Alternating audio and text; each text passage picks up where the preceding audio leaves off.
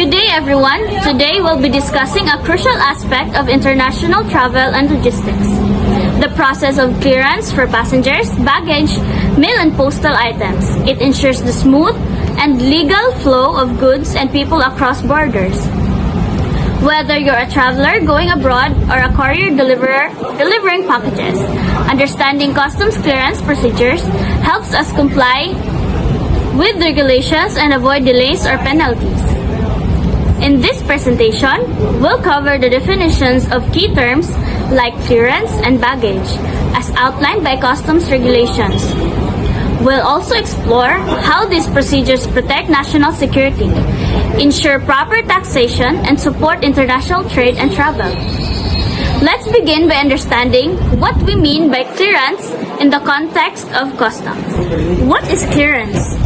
Clearance refers to the completion of customs and other government formalities necessary to allow goods to enter for consumption, warehousing, transit, or transshipment, or to be exported or placed under another customs procedure.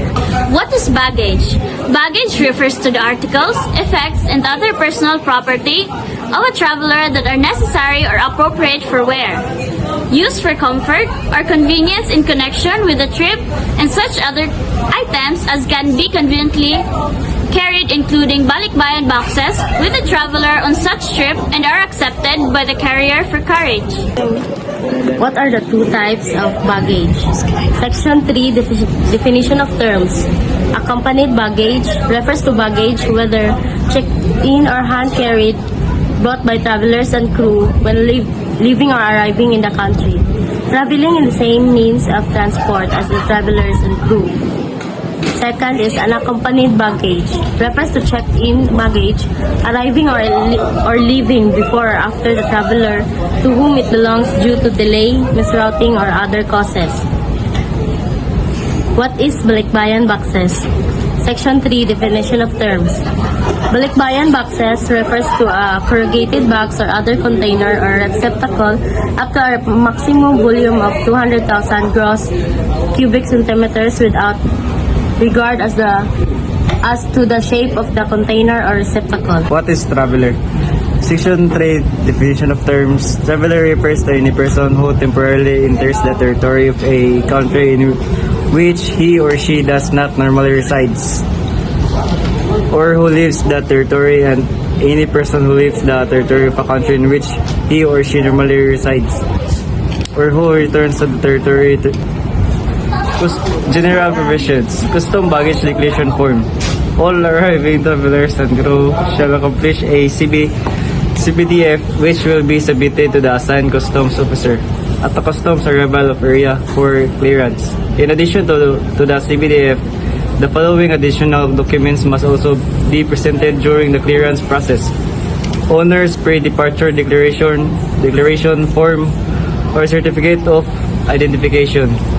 For goods previously exported, previous currency declaration form of travelers carrying foreign currency in excess of $10 or its equivalent. In other foreign currency, authorization by Bangko Sentral ng Pilipinas for travelers with more than 50,000 in local currency. Necessary permits from regulatory agencies in case of restricted and regulated goods in excess of the limits allowed by the agencies. Foreign travelers and diplomatic status. Those who are duly and acknowledged as such under law shall continue to avail of the privileges accorded to them by applicable conventions, laws, rules, and regulation as regards traveler and baggage clearance. Bureau of Customs shall adopt and implement an advanced information and traveler record system as a risk management tool in traveler processing. Shall create different lanes to cater to the different types of travelers, which shall include but not limited to the following: OFWs, returning residents, and non-resident Filipinos, foreign travelers with diplomatic status, airline crew members, and traveler with accompanied and unaccompanied baggage containing goods in commercial quantity. Baggage and travelers. Arriving travelers and crew shall be subject to non-intrusive inspection. When necessary, scanned baggage may be subject to physical inspection.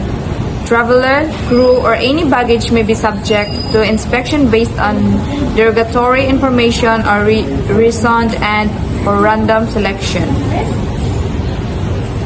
Tobacco, liquor, wines, and spirits brought in as accompanied baggage, even if within the de minimis value, shall be subject to the provisions of the National Internal Revenue Code as amended on excise tax whenever such goods are purchased at Philippine duty-free stores upon arrival of travelers and within the allowable quantity limits. They shall no longer assess the duties and tax due.